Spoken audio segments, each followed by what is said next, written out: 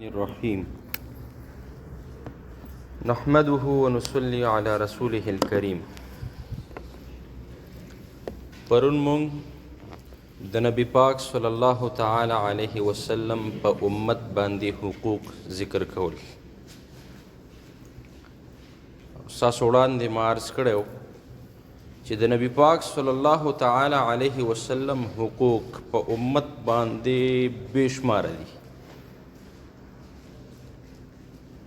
خو موږ به د هغې نه شپږ ذکر کوو. او پرون موږ اجمالا ویلي وو. د هغې نه وړاندې د علمي سیرت اهداف دا ذکر کوو، بیا به انشاءالله د نبی پاک صلی الله تعالی علیه وسلم حقوق ذکر کوو. د علمی سیرت اهداف څه دي؟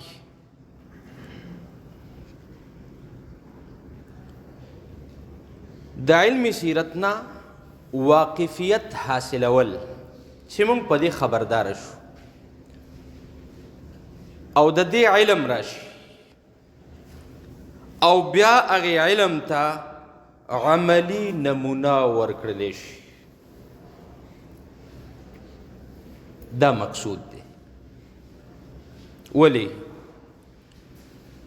اسلام د کردار نوم دی، د کیریر نوم دی. نبی پاک صلی الله تعالی علیه وسلم فرمائی سیأتی علی الناس زمان لا یبقى من الاسلام الا اسمه ولا من القرآن الا رسمه. ان قریب په خلکو داسې زمانه راتلونکې ده چې د اسلام به صرف نوم پاتې شي او د قرآن به صرف رسم پاتې شي. نو اسلام د کردار نوم دی. نبی پاک صلی الله تعالی علیه وسلم په صحابو چې کم محنت وکړو او هغوی څنګه جوړ کړل او داسې جوړ کړل چې اول یې څوک مشرۍ ته نو تیار او د نبی علیه السلام د صحبت او د محنت په صله کې داسې جوړ شول چې چاته به یې دعوت ورکولو نو ویل به کونو مثلنا، د موږ په شان جوړ شئ. خود نہ تھے جو راہ پر اوروں کے ہادی بن گئے، کیا نظر تھی جس نے غیروں کو مسیحا کر دیا. خود نہ تھے جو راہ پر اوروں کے ہادی بن گئے. اللہ نجوم السما جوړ کړل، هادي رهنما او رهبر او پیشوا یو ګرځول همدا صحابه او قرآن ورته سند ورکو اولئک هم الراشدون اولئک هم المهتدون اولئک هم المؤمنون. نو د سیرت اهداف، اول هدف چې موږ د سیرت علم حاصل کو او د دې د علمیت او د واقفیت نه پس هغې ته عملی شکل ورکو او عمل ته راولو. دویم قرآن کریم اساس او بنیاد دی. فهم قرآن موقوف په فهم سیرت دی، یا فهم قرآن موقوف په فهم علمی سیرت دی. که یو سړی وایي چې زه د قرآن کریم چې دا پیغام الهی دی، د دې مفاهیم، د دې معانی او د دې مطالب او د دې نه مراد الله تعالی څه دی ځان پوه کم او سیرت او سنت ناخلی، نو دا ناممکنه ده، امپاسیبل ده چې یو سړی به په قرآن پوه شي بغیر د سنت نه بغیر د سیرت نه، ناممکنه ده. نو فهم قرآن موقوف دی په فهم سیرت باندې. نو ځکه مونږ دا علم علمی سیرت زده کوو. دغسې دریم هدف یا مقصد د دې علمی سیرت یا د دې فن سیرت دا دی چې د نبی پاک صلی الله تعالی علیه وسلم د اصحابو د جن مبارک نه واقفیت حاصل کو. چا چې د ایمان په حالت کې د نبی پاک صلی الله تعالی علیه وسلم صحبت بیا موملی د هغې د جن نه مونږ خبرداره شو، نو دا هم علمی سیرت دی. ولی دا هغه خلک دي چا چې د وحی نازلېدل لیدلی دي او هغې وحی الهي ته بیا عملی جامه ورکول په خپلو سترګو لیدلی دي. نبی علیه السلام هغې ته عملی شکل ورکړی دی او صحابه کرامو د هغې اتباع کړې ده او مغسې کړي دي. نو ضروري دي چې موږ د نبی پاک صلی الله تعالی علیه وسلم د اصحابو د سیرت نه د هغې د ژوند د حالاتو نه هم ځان خبر کړو.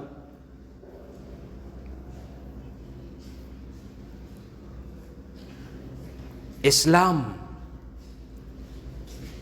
چې په جزیرة العرب کې غالب شو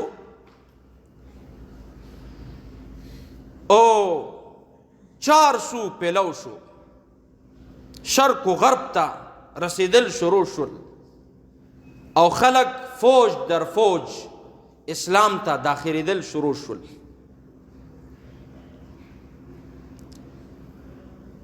د دغې تاریخ د دغې نشیب و فراز تاریخ او د هغې رودات د سیرت طیبه نه سمجھ ته راځي. هغې دپاره هم بنیاد سیرت طیبه دی چې موږ په دې باندې ځان پوه کړو. د دارین کامیابي، د دواړو جهانونو کامیابي دا په سیرت طیبه باندې موقوف ده. د دې په معرفت باندې چې دا زده کول ولې امونږ دپاره مشغل راه ده. لقد کان لکم فی رسول الله اسوة حسنه. مسلمان چې خوځي دی چې عمل کوي بیګا سبا د د غم او د خوشحالۍ د سحر او د ماښام احکام کړه وړل خوراک لباس پوشاک دا ټول باندې مسلمان مقید دی چې دی به د نبي پاک صلی الله علیه وسلم جن مبارک ته ګوري او هغسې به کوي. دا د سیرت اهداف دي. انشاءالله زده کوو به او نورو ته بیا هم رسو.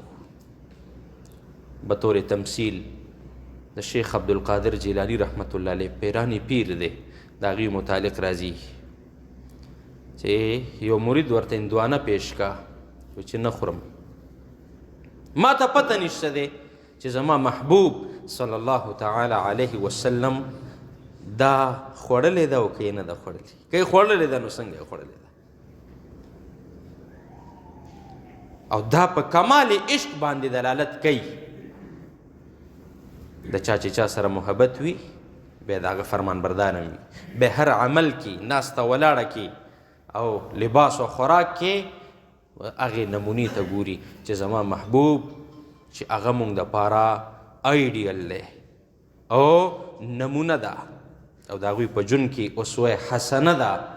هغه زده کول او نورو ته رسول دا زمونږ مقصد دی. بیا سیرت مختلفو خلکو بیان کړی دی، خپلوم بیان کړی دی، پردوم بیان کړی دی. گویا مسلمانانو بیان کړی دی، کفارم بیان کړی دی.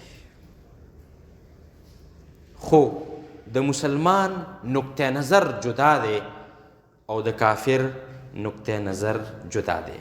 مستشرکینو په دې باندې ډېر کار کړی دی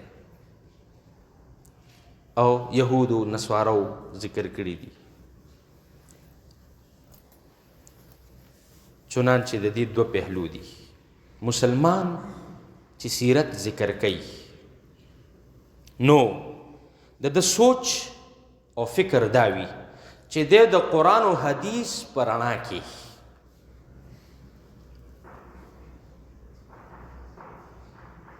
سیرت بیانوي او نبی پاک صلی الله علیه وسلم بحیثیت د یو نبی او رسول پیش کوي او د نبی علیه السلام په معجزاتو او د نبوت په دلایلو باندې بلا د ستاویل یقین ساتي. دا بیان د سیرت د مسلم اصحاب السیر دی. مسلمان سیرت نگار. د دې په مقابل کې مستشرکین دي چې هغوی سیرت بیانوي خو د نقل په مقابله کې د هغوی د اغیستلو معیار عقل وي. که کوم څیز د عقل موافق دی خو عمل او قبلی یې که نه نو نه قبلی. یو جهت. دویم جهت د مستشرکینو دا دی چې نبی علیه السلام بحیثیت یو لیډر او قائد پیش کړي او د نبی علیه السلام د معجزاتو نه او د نبوت د دلایلو نه انکار کوي. دا فرق دی. نو بلا خلقو په نبی پاک صلی الله علیه وسلم باندې بیا لیکل کړي دي. خپلوم کړي دي، پردوم کړي دي او تربورانوم کړي دي.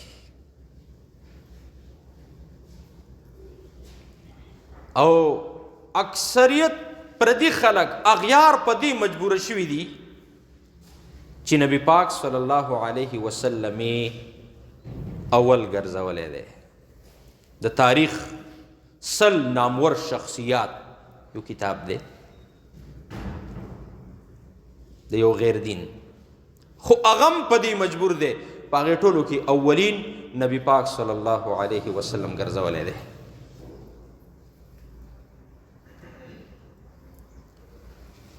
نو چام چې سیرت بیان کړی دی د هغې دغه دوه جماعته دي او د هغې طریقه کار دغه وي.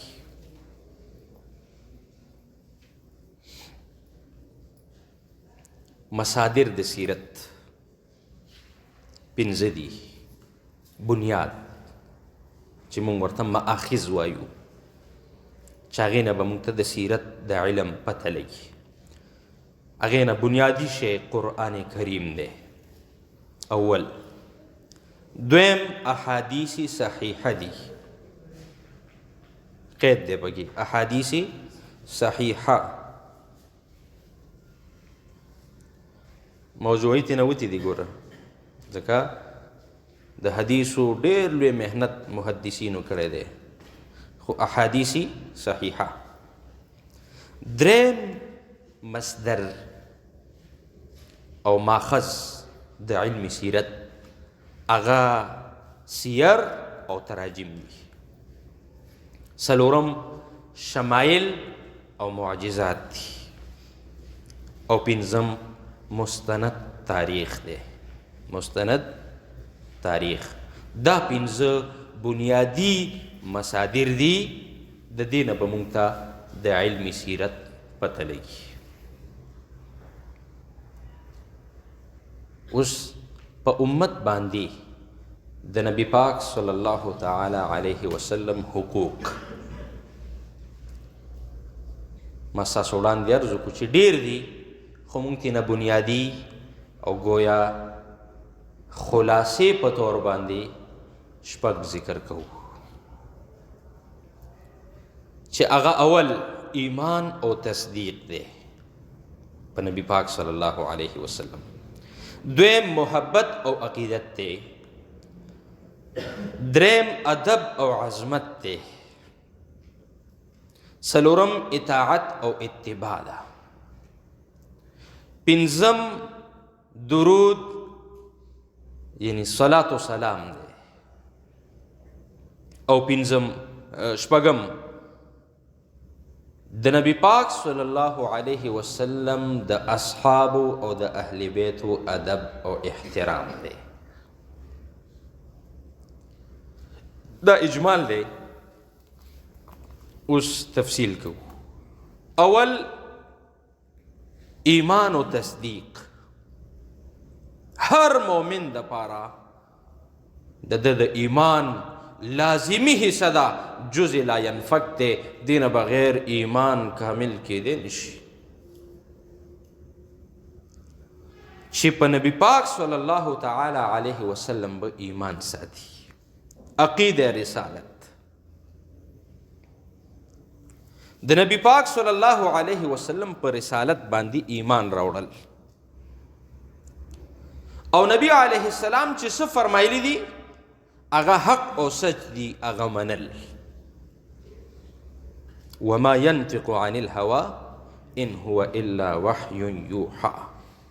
چنانچہ د کلمہ توحید دو جز دی. اول د توحید بیان دے او دویم د رسالت د تصدیق بیان دے. او د دی دویم جز نبی پاک صلی اللہ علیہ وسلم د ایمان اغا عقید ختم نبوت دے. چی د نبی پاک صلی اللہ علیہ وسلم د تمام انبیاء آخر گنل. چی نبی علیہ السلام نرستو بل نبی نزولی ن تشریعی ن بروزی یو صورت کم راتلن کے نشتا. اغا کا مسلمہ کذاب وی، اغا که اسود عنسی په شکل وی، او که اغا د قادیان د مرزا غلام قادیانی په شکل کی وی نشتا. ولی آقای نامدار فرمائی انا خاتم النبیین لا نبی بعدی. زد نبیانو آخر یم مانا پس بل نبی نشتا. او بل یو روایت کی راجی انا والساعة كهاتين. ز او قیامت داسیو لکه دا دوا. څنګه چې د دې دوو ګوتو ترمنځ څه شی نشته داسې آقا نامدار صلی الله علیه وسلم فرمی زما او د قیامت ترمنځ بل شی نشته. او که د چا څه شی راوخدو نو د هغې اپریشن کوو. نو انشاءالله د هغې به اپریشن کوو انشاءالله. نو انا والساعة كهاتين. نو عقیدہ ختم نبوت او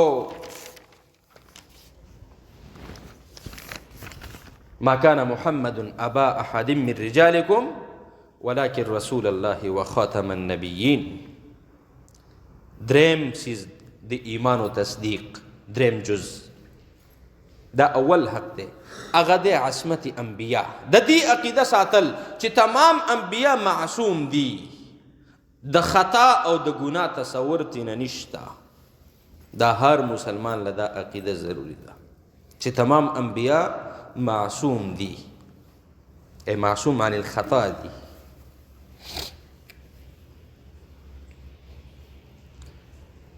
او اللہ جل شانہ فرمائی ولولا ان ثبتناک لقد کدت ترکن الیہم شیئا قلیلا.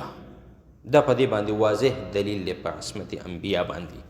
او دا یوسف علیہ السلام پا واقعہ کی رازی وَلَقَدْ هَمَّتْ بِهِ وَهَمَّ بِهَا لَوْلَا أَن رَأَى بُرْهَانَ رَبِّهِ. مفسرین دلتا دیر بالبسط بحث کرے دے. دی طرف تا مراجعہ کی ما صرف اشارہ ہوگا. دا دری اہم ارکان دی پا نبی پاک صلی اللہ علیہ وسلم دی ایمان اور تصدیق. عقید رسالت، عقید ختم نبوت او عقید عصمت انبیاء. دویم چیز چې په نبی پاک صلی الله علیه وسلم د حقوقو نه دی په امت باندې حق دی هغه دی چې محبت او عقیدت چې د نبی پاک صلی الله علیه وسلم سره د هر څیز نه زیات محبت وکړلی شي د حضرت عمر رضی الله عنه واقع کې راځي نبی علیہ السلام فرمایل لا یؤمن احدکم حتی اکون احب الیه من والده وولده والناس اجمعین حضرت عمر رضی الله عنه ته پوښتنه کوي یا رسول الله د خپل نفس نم او د خپل نفس نم د خپل پلار نم او د خپل پلار نم د خپل اولاد نم او د خپل اولاد نم د مال حال نم او د مال حال نم چې زیات نوي نو کامل مؤمن نشي کېدی حضرت عمر فاروق فرمایي خا نو اوس یا رسول الله زما محبت د تاسو سره زما د خپل ځان نم زیات دی زما د خپل مور او پلار نم زیات دی زما د اولاد نم زیات دی او زما د مال حال نم زیات دی دا معیار دی چې نبی پاک صلی الله تعالی علیه وسلم سره زموږ محبت پیدا شي خو محبت ښکاري دې دپاره علامت هم پکار دی چې پته لګي چې دې محبت ساتي که نه ساتي لو کان حبک صادقا لاطعته ان المحب لمن يحب مطیع قاعده او قانون او دستور دا دی څوک چې د چا سره محبت ساتي د هغه فرمان برداره وي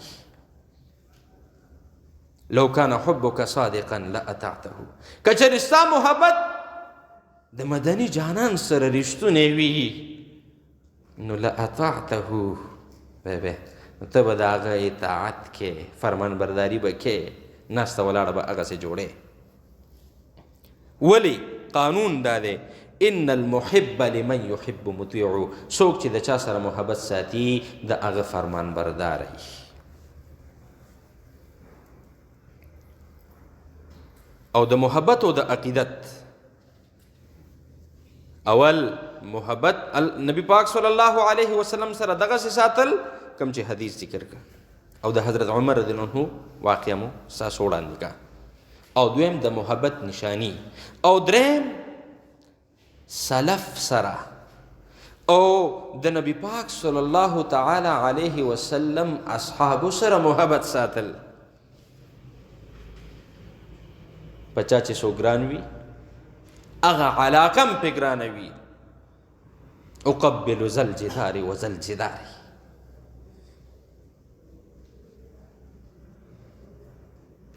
د لیلا مقابل کې عاشق څوک و مجنون چې دا دیوال او هغه دیوال خوښوم ښکلوم چې په دې باندې د لیلا سترګې لګېدلې دي صحابو سره به محبت ځکه ساتم چې د نبی پاک صلی الله علیه وسلم صحبت ورته ملو شوی دی او د نبی پاک صلی الله علیه وسلم سترګې پې لګېدلې دي ولې چې موږ ته کتاب و سنت په منځ کې هم دغه صحابه او سلف دا واسطه دي او سبب دي د دې په وجه موږ ته راغلی دی نو دوی سره به محبت ساتو دوی سره به هم محبت ساتو او دریم شی د محبت او عقیدت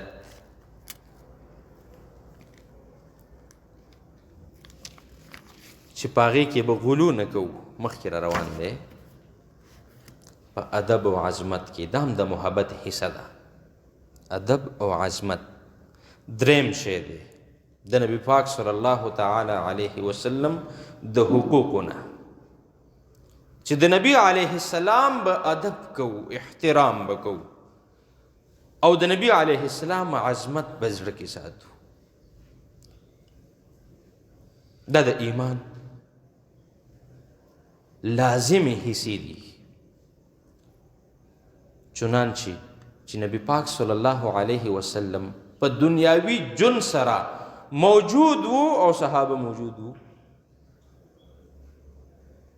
نو صحابو به داسې ادب او احترام کولو گویا کانما علی رؤوسهم الطیر، گویا د هغې په سرونو باندې پرنده ناست دي، پرندې ناست دي او مرغه په داسې بوټي کښېني چې نه خوځي، داسې بیجان صامت ساکت د نبی پاک صلی الله علیه وسلم په مجلس کې به وو او دومره به په ادب او احترام ناست.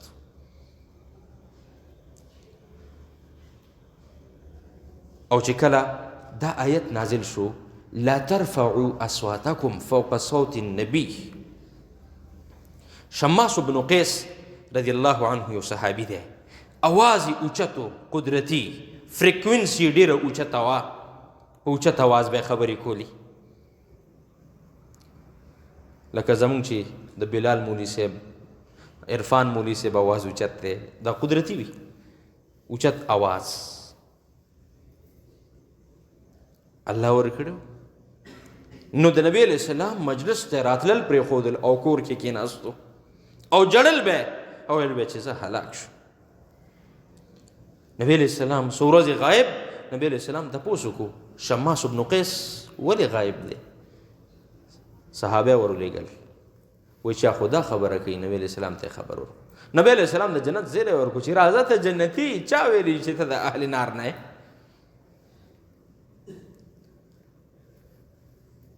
نو دومره پورې صحابو د نبی پاک صلی الله علیه وسلم ادب او احترام کړی دی.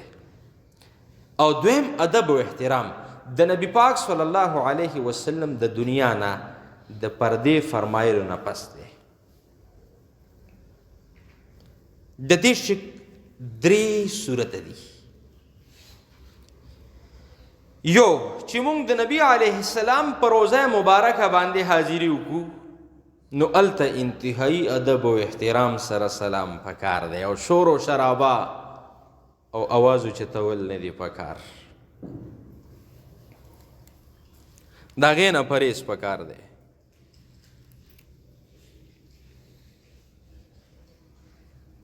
او دویم صورت دا دی هر هغه شی چې د نبی پاک صلی الله تعالی علیه وسلم جن سره یا ذات سره براہ راست بالواسطه یا بلا واسطه تعلق ساتي نو د هغې ادب او احترام کول. په دې باندې زمونږ د اکابرو زمونږ د سلفو واقعات دي چې د حدیثو په درس کې داسې کینی او عین دا د نبی علیه السلام مجلس قراری چې دا د نبی علیه السلام مجلس دی، چې ولی په دې کې د نبی پاک صلی الله علیه وسلم هغه مبارک اقوال او افعال ذکر کیږي. نو گویا دا داسې دي چې د نبی پاک صلی الله علیه وسلم مجلس دی. نو هر هغه علاقات یا هغه څیزونه چې د هغې تعلق د نبی پاک صلی الله تعالی علیه وسلم سره وي د هغې ادب او احترام کول. او دریم جزء دا دی چې د نبی پاک صلی الله تعالی علیه وسلم سیرت، تعلیمات، احادیث مبارکه، اقوال مبارکه، افعال، اعمال مبارکه مونږ ته څوک را رسوي، په کومو اسبابو را رسي، د هغې ادب او احترام کول او په هغوی باندې اعتماد کول. دا د ادب او عظمت بیانو. خو دې سره حدود محبت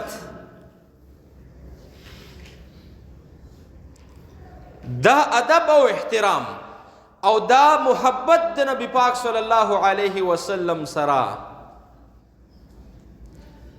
دا دی هغسې وي چې کوم مونږ ته د نبی پاک صلی الله علیه وسلم د اصحابو د جن نه ملاویږي،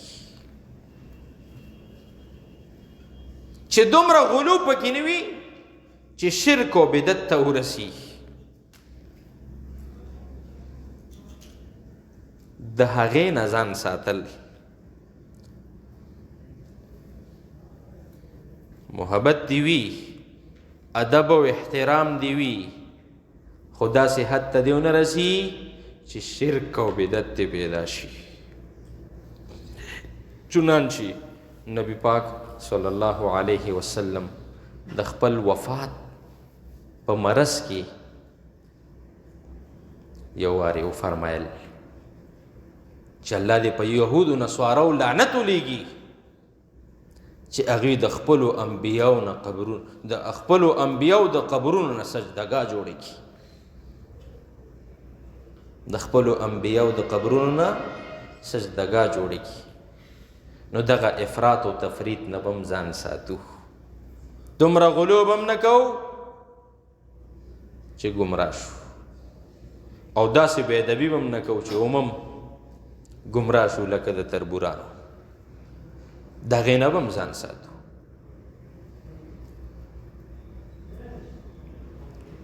نو حدود محبت څنګه چې نبی پاک صلی الله علیه وسلم سره د هغه اصحابو رضی الله عنهم اجمعین کړی دی، هغسې به کوو. څلورم حق د نبی پاک صلی الله علیه وسلم په امت هغه د نبی علیه السلام اطاعت او فرمانبرداري ده.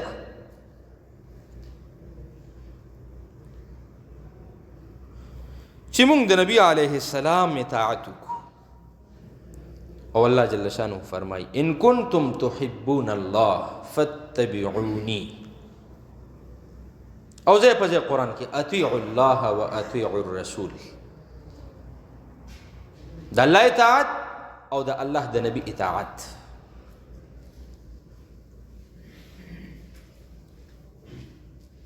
او دا معیار دی که څوک غواړي چې الله ته ورسي نو هغه ته مجبور دی چې ابه د نبی پاک صلی الله علیه وسلم اتباع کوي، اله به الله تعالی ته رسي.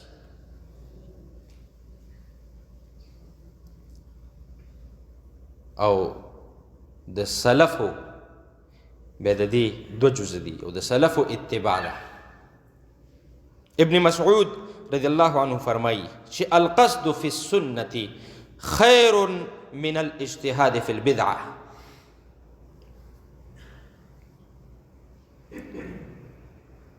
په سنت کې میانه روي اختیارول دا زیات غوره دي په بدعت کې د اجتهاد نه، چې موږ په سنت کې میانه روي اختیار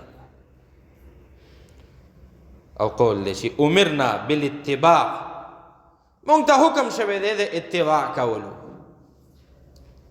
ونهینا عن الابتداع، او د بدعت نه د اختراع نه موږ منع کړلی شوي یو، نو اتباع به کوو.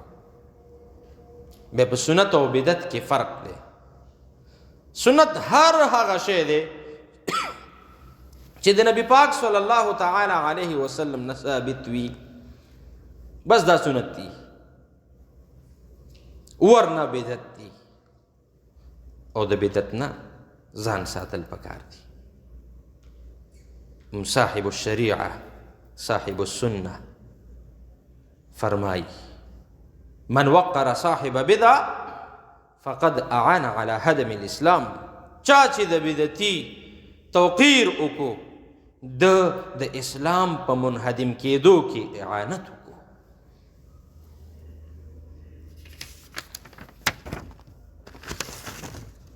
پنځم د نبی پاک صلی الله علیه وسلم حق په امت باندې صلات و سلام دی، درود پاک دی.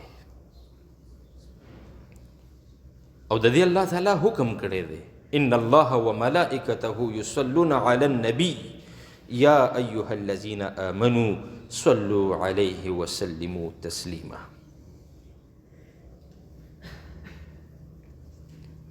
صلی الله تعالی علیه وسلم.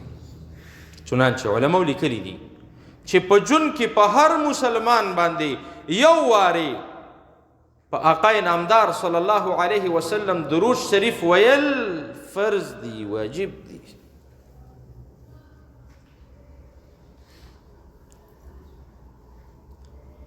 او بعضې وایي چې نه، په هر مجلس کې یو ځل درود ویل واجب دی. بیا علما وضاحت کړی دی چې کوم مجلس کې د نبي علیه السلام ذکر وشي او مجلس بدل نه وي، نو هغې مجلس کې یو وارې درود ویل واجب دی او بیا مستحب دی. چې بار بار ذکر کیږي بیا درود شریف ویل مستحب دی. داسې د ادب ذکر او د سلفو ذکر هم وشو، نو د نبي علیه السلام د اصحابو نوم راشي: ابو بکر رضی الله عنه، عمر رضی الله عنه، عثمان رضی الله عنه، زبیر بن العوام رضی الله عنه، علی رضی الله عنه، معاویه رضی الله عنه. آداب دي داسې د نورو اکابرو د علماو تابعینو تبع تابعینو رحمه الله او د الله جل شانه نوم راشي، نو عز وجل یا جل شانه او ویل پکار دي. دا آداب دي.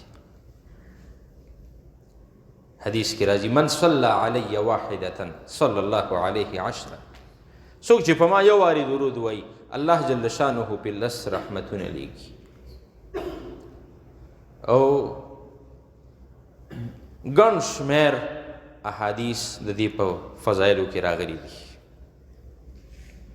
شپږم، د صحابه کرامو د نبی علیه السلام شپږم حق هغه دا دی چې د نبی پاک صلی الله تعالی علیه وسلم اصحابو احترام او محبت په زړه کې وي.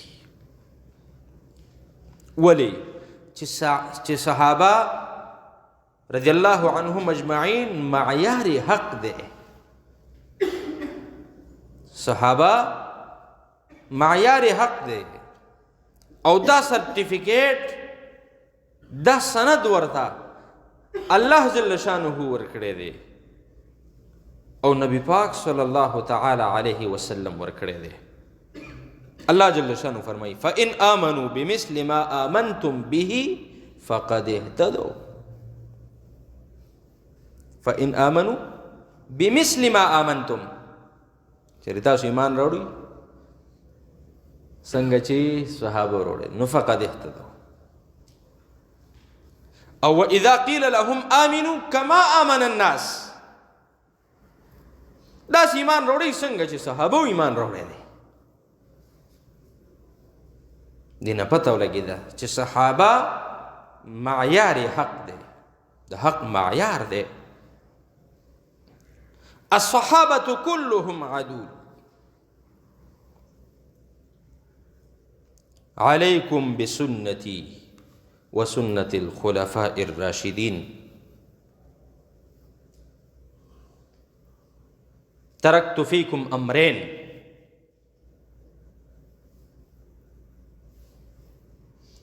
ما تمسكتم بهما لن تضلوا. تاسو کې دو سيزونه ما پرېښودي دي چې دا تاسو دواړه ونیول نو هرگز به ګمراه نشي. یو کتاب الله دی او یو سنت رسول الله دی. بهر کیف صحابه ټول په ټول عدول دي. او مونږه سید احمد شهید یا د شاه اسماعیل شهید رحمت الله علیه جمعې دی خطبه کې اورو حدیث هر ماشوم هر بچی ته پته ده. اصحابی کن نجوم څنګه دی؟ نه جی نه د خطبه کې چې وایي د جمعې خطبه کې الله الله فی اصحابی، الله الله فی اصحابی. زما په صحابو په حق کې ایمان نه ویریږي، الله تعالی نه ویریږي. صحابه په حق کې الله تعالی نه ویریږي. لا تتخذوهم عدوا من بعدي فمن احبهم فبحبي احبهم ومن ابغضهم فببغضي ابغضهم.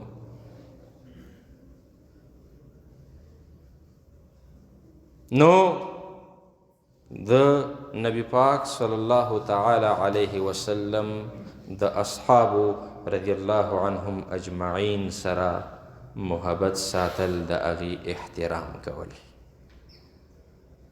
او هغې پسې نازیبا څه نه ویل ولې چې دا عظیمه واسطه ده مونږ ته د دین د رارسولو د نبی پاک صلی الله علیه وسلم د قول د فعل د عادت او د خصایل مبارکه د دې په واسطه مونږ ته رارسېدلي دي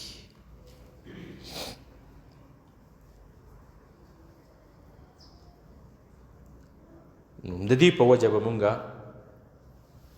نبی علیه السلام ته رسو او د دین په صحیح معنا مفهوم او مطلب به پوهیږو څوک چې غواړي چې د فتنو نه بچ شي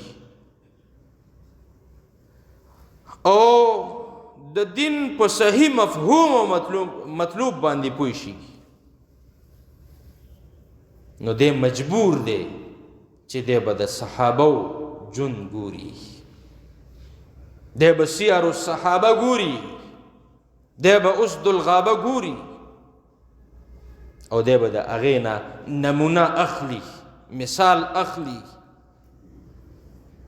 او بیا بیا عملي کوي او د فتنې نه به پې ځان بچ کوي الله جل شانه دی په دې د عمل توفیق راکړي لولا کلمہ عنوان تیرا فرمان خدا فرمان تیرا لولا کلمہ عنوان تیرا فرمان خدا فرمان تیرا پیغام خدا فرمان تیرا ایمان خدا ایمان تیرا تیری محبت دین میرا اور دین تیرا آئین میرا تیری محبت دین میرا اور دین تیرا آئین میرا ہر لفظ پہ تیرے یقین میرا عرفان خدا عرفان تیرا صلی اللہ تعالی علیہ وسلم